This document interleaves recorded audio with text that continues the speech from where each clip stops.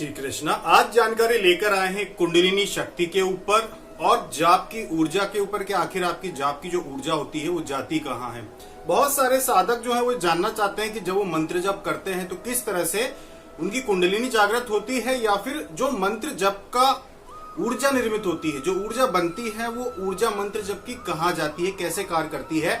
तो इसी के ऊपर आपको जानकारी देने के लिए आज आए हैं इस वीडियो के माध्यम से। ध्यान से देखिएगा तो आप समझ जाएंगे कि मंत्र जप की ऊर्जा कहाँ जाती है, कैसे जाती है, क्या वो आपके शरीर से नष्ट भी हो जाती है, क्या कोई उसे चुरा सकता है, ये सारी बातें आज आपको हम बताएंगे।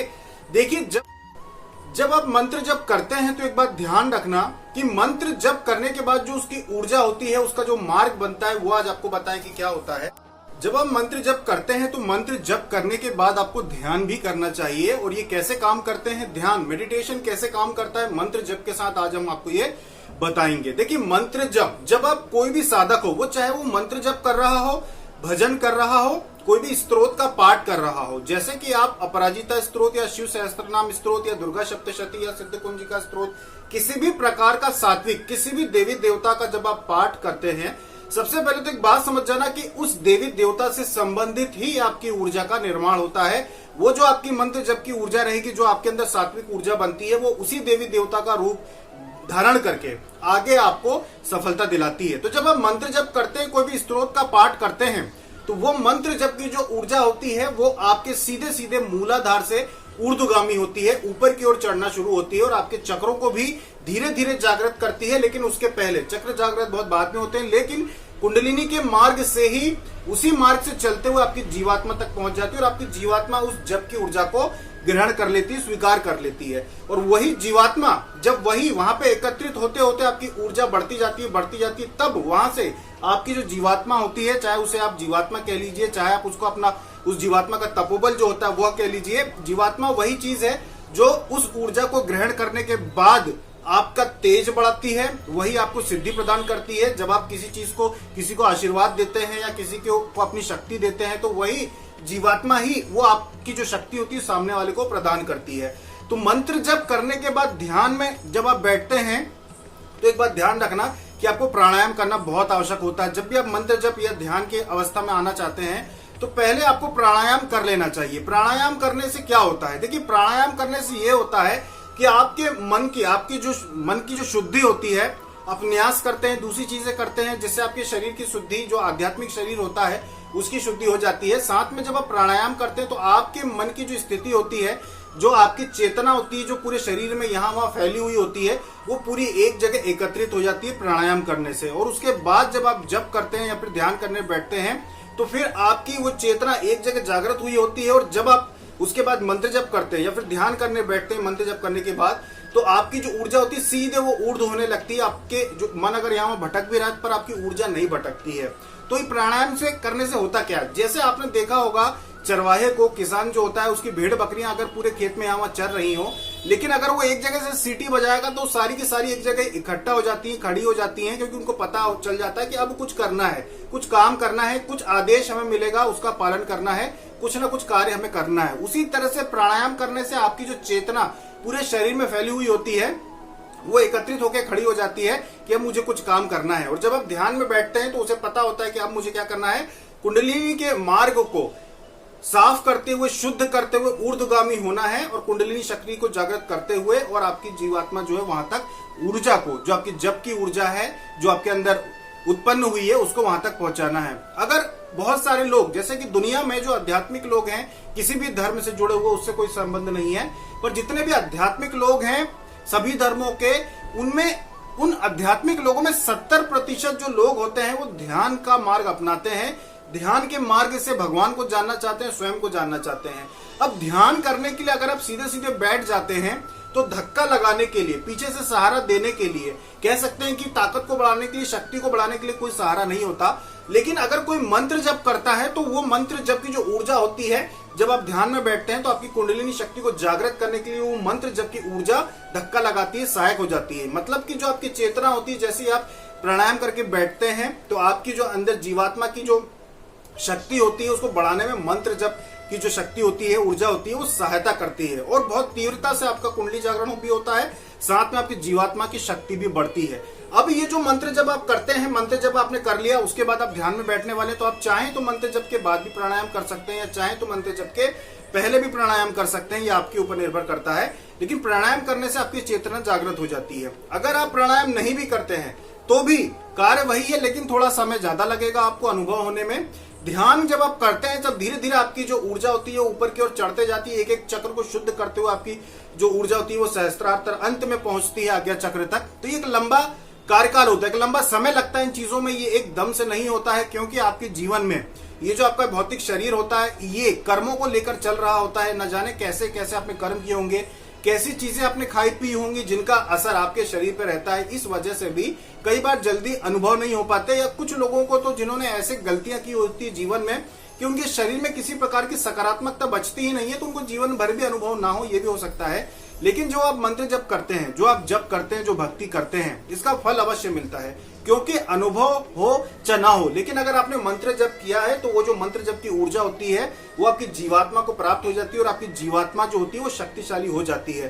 अब उस जीवात्मा को ही आप चाहें तो कहें कि वो सूक्ष्म शरीर है, आध्यात्मिक शरीर है, या जीवात्मा है हमारी, और उसकी शक्ति तपोबल कहलाती है। तो जीवात्मा आपकी जितनी ज्यादा शक्तिशाली होती जाएगी उतने ज्यादा शक्तिशाली आप हो जाएंगे। अगर एक व्यक्ति, मान लीजिए कि एक व्यक्ति पूरे जीवन भक्ति करता है, मंत्र जप करता है, सब कुछ करता है, और उसकी मृत्यु हो जाती है, मृत्यु होने तक अगर उसे मान लीजिए कि किसी के कभी दर्शन भी ना हुए हों, उसे कोई बड़ी सिद्धि भी नहीं मिली, पर जैसे ही उसकी मृत्यु होगी, मृत्यु होने के बाद क्योंकि जो उसने मंत्र जप किया है वो कभी भी विफल नहीं जाता, वो मंत्र जप तो उसकी जीवात्मा को मिला है।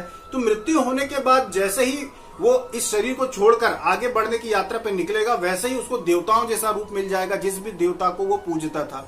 अगर वो भगवान शिव की भक्ति करता था तो भगवान शिव के जैसा ही रूप उसको मिल जाएगा, और वो आगे की यात्रा करेगा, उसको किसी भी प्रकार का कष्ट नहीं होगा।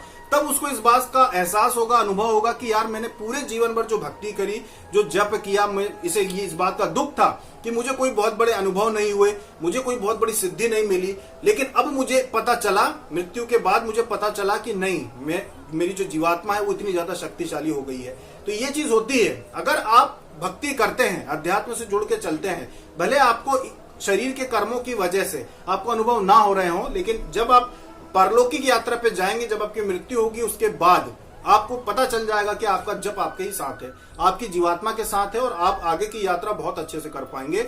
और आपके पास इतनी शक्तियां होंगी कि आगे आने वाले जीवन में जो भी आपको मिलना चाहिए, या आपके कर्मों के अनुसार जो भी आपकी गति होना चाहिए, वो आपको अवश्य प्राप्त होगी।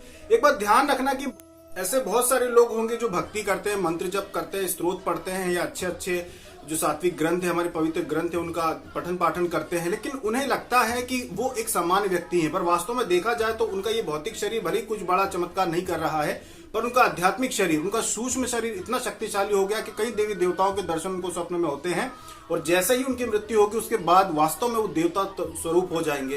ये जो आपने देवताओं के बारे में सुना होगा पृथ्वी पे, जो यहाँ वहाँ बड़े बड़े देवता होते हैं जिनकी लोग पूजा करते हैं, क्षेत्र विशेष में उनका पूजा की जाती है, तो ये कहाँ से आते हैं? ये वही मनुष्य होते हैं जो जीते जी तो बहुत बड़े चमत्कार नहीं करते, लेकिन मृत्यु के बाद क्योंकि इनकी जीवात्मा इतनी शक्तिशाली होती है कि इनके स्थानों पर चमत्कार होना शुरू हो जाते हैं। ये वास्तव में वो स्वयं ही करते हैं। अब आपकी जो जीवात्मा होती है, एक बात ध्यान रखना, किसी की भी आप जीवात्मा की बात करेंगे, जीवात्मा की ऊर्जा बढ़ती है, ठीक है, जीवात्मा की ऊर्जा बढ़ती है, तपोबल बढ़ता है, तो वो क्या होता है? क्या एक व्यक्ति होता है? क्या तपोबल एक व्यक्ति होता है? क्या जीवात्मा जो होती है वो एक ही होती है? उसका स्वरूप कैसा होता है? तो एक बात आपको बता दें कि जीवात्मा जो होती है, जैसे कि समुद्र है, समुद्र में इतना जल है जिसको कई करोड़ों बूंदों में भी आप विभाजन कर देंगे तो वो कभी समाप्त नहीं होगा। जैसे आकाश में कितने सारे तारे हैं, कितने सारे तारे हैं, आप उनकी गिनती नहीं कर सकते। वैसे ही आपकी जो जीवात्मा होती है, जितना ज्यादा मंत्र जप होता है, जितना ज्यादा आप सात्विक पाठ करते हैं, स्तोत्र पाठ करते हैं, उसकी तपोबल बढ़ता जाता है, आपका जीवात्मा की जो ऊर्जा होती है वो बढ़ती जाती है, और उतने ही ज्यादा रूप आपकी जीवात्मा ग्रहण कर सकती है। यानी कि आपकी जो जीवात्मा होती है वो असंख्य रूप धारण कर सकती है, करोड़ों रूप धारण कर सकती है, ये आपकी जीवात्मा की शक्ति होती है। तो जब आप इस शरीर को छोड़ के जाते हैं तो आपकी जो जीवात्मा होती है उसका कोई रूप नियत नहीं होता कि बस वो एक ही रूप धारण कर सकती है या एक ही व्यक्ति के पास जा सकती है। आप एक ही समय पे 1 लाख लोगों के पास प्रत्यक्ष दर्शन दे सकते हैं, खड़े हो सकते हैं, ये शक्ति आपके पास आ जाती है। और जीवात्मा जो होती है वो सभी की ऐसी शक्तिशाली होती है, सात्विक लोगों की। जो दुष्ट लोग होते हैं या जो पूजा पाठ या इन सब चीजों से दूर रहते हैं, ऐसे जो लोग होते हैं उनकी जीवात्मा एक प्रकार से निष्क्रिय होती है, उनके लिए तय होता है कि इनको भूत प्रेत योनियों में जाना है, इनको सब कुछ भोगना है। ये सारे कष्ट जो होते हैं इन लोगों के लिए पहले से निश्चित होते हैं। भक्त और साधक जो लोग होते हैं, जितने भी लोग आप साधना करते हैं, भक्ति करते हैं, आप सभी लोगों को ये निश्चित तौर पर मान लेना कि अगर आपने पूरा जीवन, जैसा कि आपको बताया जाता है कि आप व्रत कीजिए समय समय पे, अपने हिंदू धर्म के अनुसार जो त्योहार बताए जाते हैं, व्रत बताए जाते हैं, तीर्थ स्थान जाने का कहा जाता है, बस ये सामान्य कार्य करते रहिए। आप व्रत कोई ना कोई करते रहिए, तीर्थ स्थानों पे जाते रहिए और अपना इष्ट भगवान का मंत्र जब भक्ति करते रहिए। निश्चित तौर पे आप सभी को मोक्ष मिलेगा, निश्चित तौर पे आपको मोक्ष मिलेगा। और अगर आपके मन में इच्छा है कि मुझे मोक्ष नहीं चाहिए, मुझे तो सभी देवताओं के जैसे शक्तियां चाहिए, देखना है, तो एक बात ध्यान रखना कि आपने सुना होगा कि भाई 33 करोड़ देवी देवता होते हैं। एक बात ध्यान रखना, 33 करोड़ तो मुख्य देवी देवता होते हैं, इसके अलावा न जाने असंख्य कितने देवता होंगे जिनको न जाने कितने लोगों में कितने कार्य सौंपे गए होंगे। और आपके लिए विश्वास मानिए, अगर आप भक्ति करते हैं, साधना करते हैं, तो आपके लिए भी एक देवता का स्थान खाली है, समझ लीजिए आप। क्योंकि 33 करोड़ जो देवी देवता होते हैं वो भी कोई निश्चित नहीं होते, देवता भी बदलते रहते हैं, उनका स्थान भी, जितना उन्होंने पुण्य कमाया है, जितना उन्होंने भक्ति की, उसके अनुसार ही वो एक देवता के स्थान पर रहते हैं। उसके बाद वो भी हटते हैं और फिर कोई नया देवता बन जाता है।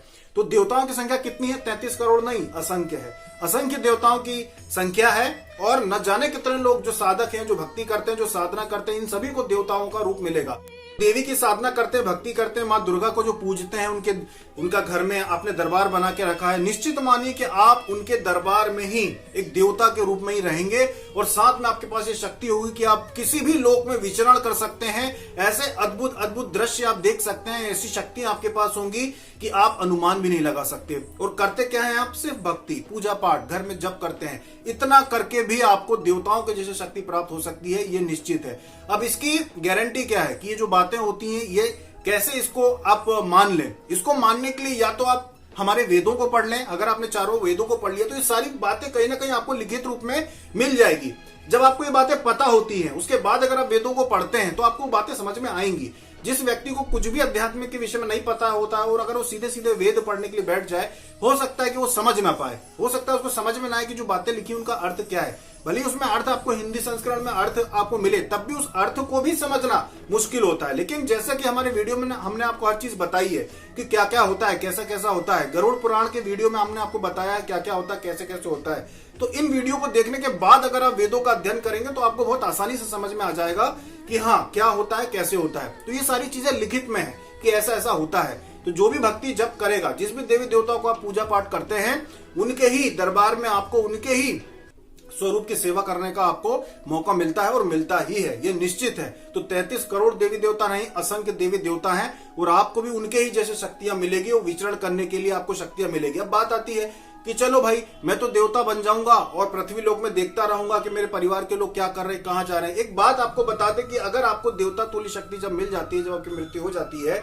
आपको इस पृथ्वी लोक में, इस मृत्यु लोक में किसी भी प्रकार का कोई आकर्षण नहीं रह जाता। आप यहाँ के लोगों को देखने में कोई भी आपका मन नहीं रह, कोई इच्छा नहीं रह जाएगी कि आप आके देखें कि कौन क्या कर रहा है, क्या नहीं कर रहा है। आप पृथ्वी लोक से दूर ही रहेंगे। आप आकाश में गमन करके भले ही आप तीर्थ स्थानों पे आए, चाहे आप यहाँ पे देखें, चारों धाम में आप जाएं, भगवान के जो मुख्य स्थान है वहां पर आप जाएं, या फिर अगर आपको देवता के तुल्य कोई कार्य सौंप दिया गया तो आप उस कार्य के लिए आप विचरण करें। लेकिन आप सिर्फ देखने के लिए, प्रसन्नता के लिए, आकर्षण के लिए आप मृत्यु लोक में लोगों के बीच में नहीं आएंगे। हाँ, यदि कोई सिद्ध पुरुष है, कोई सिद्धि करता है किसी भी देवता की, तब वो देवता अवश्य आ जाते हैं बुलाने पर, लेकिन अपनी मर्जी से नहीं आते। आपने कभी ऐसा देखा नहीं होगा, सुना नहीं होगा कि कोई व्यक्ति, ऐसी साधारण व्यक्ति पूजा पाठ ना करता हो, उसके घर में अपने आप कोई देवता आके स्थापित हो जाए, ऐसा कभी नहीं होता। जो साधना करते हैं, जो भक्ति करते हैं, उनके ही घर देवी देवता स्थापित होते हैं। अब बात करते हैं कि जब ये आपकी शक्ति ऊर्ध्वगामी होती है, ऊपर चढ़ती है, आपके चक्रों को जागृत करती है, तो कुंडलिनी जागरण अलग चीज होती है और आपका तपोबल अलग चीज होती है। आप मंत्र जब कर रहे हैं प्रतिदिन, आपकी कुंडलिनी जागरण में भले कितना समय लग जाए, उसमें भले आपको कुछ महीने लग जाए या कुछ साल लग जाए, वो बात अलग है। लेकिन आपकी मंत्र जब की जो ऊर्जा होती है वो आपकी जीवात्मा को तो प्रतिदिन मिलती जाएगी। जितना आप जप करते जाते हैं, प्रतिदिन आप जप करते जाते हैं, वो आपकी जीवात्मा जो है उसको मिलती जाएगी। तपोबल प्रतिदिन आपका बढ़ता है, हर दिन आपका तपोबल बढ़ता जाएगा जब आप मंत्र जप करते हैं। तो जब आप मंत्र जप करते हैं, ध्यान करने बैठते हैं या प्राणायाम करेंगे, प्राणायाम करने के बाद आप जब ध्यान करने बैठते हैं तो आपकी पूरी जो ऊर्जा होती है मंत्र जप की ऊर्जा, जब आप ध्यान करने बैठते हैं तो आपकी जो जीवात्मा की पहले पूर्व जन्मों की जो तपोबल होता है, जो ऊर्जा होती है, जैसे आप कोई मंत्र जप नहीं करते तो पूर्व जन्मों से जो आप थोड़ा बहुत तपोबल लेके आए होंगे वही ऊर्ध्व करने की कोशिश करता है, प्रयास करता है, वो उसमें समय लगता है। लेकिन जो जप करते हैं उनका बहुत तेजी से ऊर्ध्व होता है और उनकी जो सभी चक्र होते हैं जागृत हो जाते हैं और आज्ञा चक्र भी जागृत हो जाता है। जिसके बाद जब आज्ञा चक्र जागृत हो जाता है तो जैसी उसकी मनोकामना होती है उसके अनुसार उसको चीजों के दर्शन होने लगते हैं। जैसे बहुत सारों की जो साधक होते हैं उनकी मनोकामना होती है कि भाई मुझे भविष्य के विषय में पता चल जाए, तो उनको कई बार जो भविष्य होता है वो समझ आने लगता है। कई बार तो उनको नींद में, स्वप्न में ऐसा दिखाई देता है कि उनके साथ क्या हो रहा है, फिर उसको वो लिखना शुरू कर देते हैं। क्योंकि बहुत सारे साधकों को हम बोलते हैं कि अगर आपको नींद में ऐसा कुछ भी स्वप्न आता है जो आगे चल के सच हो जाता है तो आप उसको लिखना शुरू कर दें। एक डायरी रखें अपने पास और हमेशा लिखें उसको। रात में जब भी आपने कुछ देखा, आप सुबह उठे उसको आप लिख लें कि आपने क्या देखा, तो आपको पता चल जाएगा कि भविष्य में क्या होने वाला है, उससे संबंधित घटना होती है। तो ऐसा होता है। तो कुछ लोग अगर चाहते हैं कि मुझे भविष्य के बारे में पता चले और वो ध्यान लगा रहा है या कुंडली जागरण का अभ्यास कर रहा है, तो उसके साथ ऐसा होने लगता है कि उसको पहले नींद में, उसके बाद जागते जागते भी उसको कुछ कुछ अनुभव होने लगते हैं कि भविष्य में क्या होने वाला, क्या घटना होने वाली है, कौन सच्चा है कौन झूठा, ये उसको जागते हुए अनुभव होने लगता है। तो ये भी उसके एक लक्षण है कि कुंडली जागृत हो गई है। जरूरी नहीं है कि सभी की कुंडली जागृत हो तो सभी लोगों की जो है वो दृष्टि खुल जाए, या सभी जो लोग हैं वो आकाश गमन करने लगे, या सभी लोग जो हैं वो शक्तिपात करने लगे। ऐसा बिल्कुल जरूरी नहीं है। अपने अपने तपोबल के अनुसार ही आपको शक्ति प्राप्त होती है। एक साधारण व्यक्ति इसकी कुंडली जागृत हो जाएगी, हो सकता है कि उसके पास इतनी शक्ति आ जाए कि उसकी दृष्टि भी खुल जाए, साथ में उसके पास वो सारी सिद्धियां आ जाए जिन देवताओं की वो पूजा करता था। दूसरा व्यक्ति उसकी कुंडली जागृत हो जाए, पर हो सकता है कि उसके तपोबल के अनुसार उसकी कुंडली जागरण होने पर भी उसको सिर्फ इतनी शक्ति मिले कि उसको भविष्य की बस संभावना है, भविष्य की जो भी होने वाली घटना है उनका पूर्वाभास होना शुरू हो जाए, बस उसको इतनी शक्ति मिले। ये आपके तपोबल पर निर्भर करता है कि आपने कितनी भक्ति की, कितना जप किया है। तो जप ही वो मूल आधार है जिससे आपका तपोबल बढ़ता है। तो कोई भी, जो भी लोग मेडिटेशन करते हैं या फिर ध्यान के द्वारा कुछ जानना चाहते हैं, कुछ पाना चाहते हैं, वो ध्यान रखें कि सिर्फ ध्यान जो होता है वो उतना सहायक नहीं होता है जितना जप होता है। जप करना बहुत महत्वपूर्ण होता है। जप ही वो सबसे बड़ी शक्तिशाली एक कह सकते हैं कि माध्यम है जिससे कि आपकी जो जीवात्मा उसका तपोबल बढ़ता है, और तपोबल बढ़ने पर ही आपकी कुंडलिनी जागृत होती है, जो मूलाधार से आपकी ऊर्ध्व तभी होगी जब आप जप करते जाएंगे। जप करेंगे अपने आप, जो आपकी ऊर्जा जप किया आपने, आप प्राणायाम करते हैं, प्राणायाम करने से आपकी चेतना जाग जाती है, एक सही क्षेत्र, एक उसको दिशा मिल जाती है कि मुझे क्या करना है। जैसे फिर आप ध्यान में बैठते हैं या फिर ध्यान में बैठे या मंत्र जप करते करते भी ध्यान लगाने का अगर प्रयास करते हैं तो फिर वो आपकी मूलाधार से ऊर्ध्व होना शुरू हो जाती है और ये धीरे धीरे ऊपर की ओर बढ़ती है। बहुत सारे लोग, अब बहुत महत्वपूर्ण बात सुनिएगा, बहुत सारे लोग ये बात कहते हैं कि जब हम ध्यान लगा रहे हैं, बहुत सालों से ध्यान लगा रहे हैं, मंत्र जप कर रहे हैं या फिर कुछ भी नहीं कर रहे हैं, साधारण पूजा पाठ करते हैं, फिर भी हमारे साथ बहुत सारी अजीबोगरीब घटनाएं होती है। हमें वाइब्रेशन कहीं भी होते हैं, कभी दाहिने हाथ में होते हैं, कभी बाएं हाथ में होते हैं, किसी एक पैर में होते हैं, समझ में नहीं आता ये सब क्या है। तो बहुत सारी ऐसी तकलीफें हमें हैं जो ना तो हम पूर्ण साधक बने हैं और ना हम ऐसा है कि हमने कभी कुछ किया नहीं। मंत्र जप भी किया है पहले, कभी किसी जमाने में साधनाएं भी की हैं, लेकिन हम कभी सिद्धि कोई मिली नहीं, कभी कोई ऐसा गुरु मिला नहीं, पूर्ण हम कभी हो नहीं पाए। पर हमारे शरीर में बहुत सारी तकलीफें, इसका कारण क्या है? इसका कारण होता है आपकी कुंडलिनी शक्ति का, जो आपके चक्र होते हैं इनका व्यवस्थित ना होना। जब आपके चक्र जो होते हैं वो बिगड़े हुए रहते हैं, हो सकता है जन्म से ही हो या फिर आपके कर्मों की वजह से हो, कि आपके अंदर तो एक पवित्र शक्ति बैठी हुई है और आपने ऐसे कुकर्म किए जिस वजह से वो जो पवित्र शक्ति होती है उसकी स्थिति बिगड़ गई, आपके जो चक्र होते हैं वो व्यवस्थित, उनकी व्यवस्था बिगड़ गई। तो उससे ये सारे लक्षण होते हैं कि कहीं भी कोई भी अचानक से दर्द चालू हो गया, या आपके कहीं ना कहीं ऐसा कोई वाइब्रेशन या झंझनाहट होती जो नहीं होना चाहिए।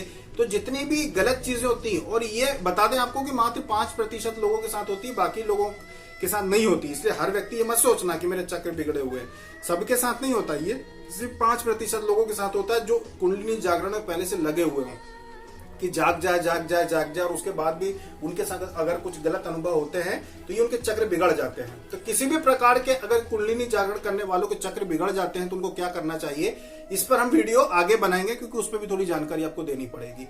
तो ये इस वीडियो का जो उद्देश्य था वो ये था कि अगर आप मंत्र जब करते हैं, भक्ति करते हैं, तो उसकी जो ऊर्जा है वो ऊर्ध्व होकर मूलाधार से ऊपर की ओर उठती है। कभी भी मंत्र की जो ऊर्जा, जैसे कि आपने देखा होगा कि एक पेड़ होता है वो जमीन में से, मिट्टी में से तने के सहायता से वो पोषक तत्वों को, जल को तने की सहायता से ऊपर की ओर खींच के ले जाता है और पूरे वृक्ष को पहुंचाता है, वैसे ही आपकी जो मंत्र जप की ऊर्जा होती है वो मूलाधार से आपके चक्रों के मार्ग से ही ऊपर उठती है। ऐसा नहीं कि आप मंत्र जप करेंगे तो इस ओर से आपकी जो जप की ऊर्जा है वो बढ़ जाएगी या फिर चारों तरफ से अपने आप फैलना शुरू हो जाएगी। सबसे पहले वो मूलाधार से होते सभी चक्रों को जगाते हुए, उनको शुद्ध करते हुए ऊपर की ओर बढ़ती है, और जब वो अपने सहस्त्रार चक्र में पहुंचती है उसके बाद ही फिर वो अपना उत्सर्जन यानी कि आपके चारों ओर, शरीर के चारों ओर जो होती है अपना कवच बनाना शुरू करती है। तो इसमें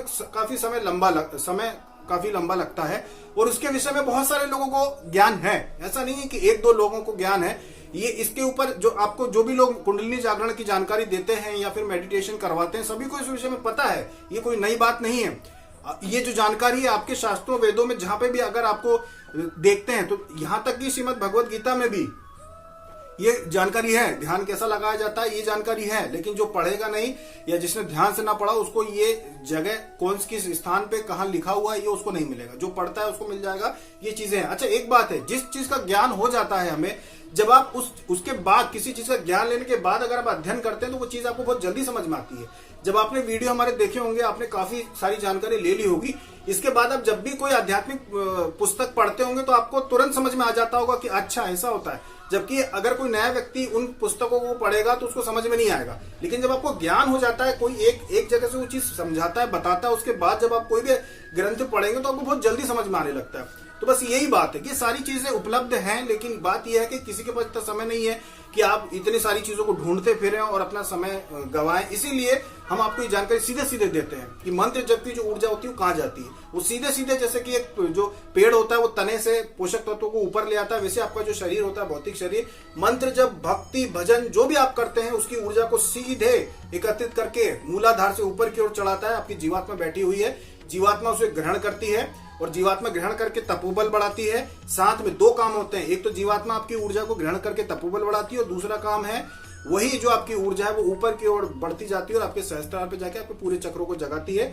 और आपकी कुंडली में जागृत होती है। दो चीजें अलग है, ध्यान रखना। तपोबल बढ़ता है वो अलग चीज है, कुंडली जागती है, दोनों अलग चीजें, और दोनों ही चीज एक साथ होती है।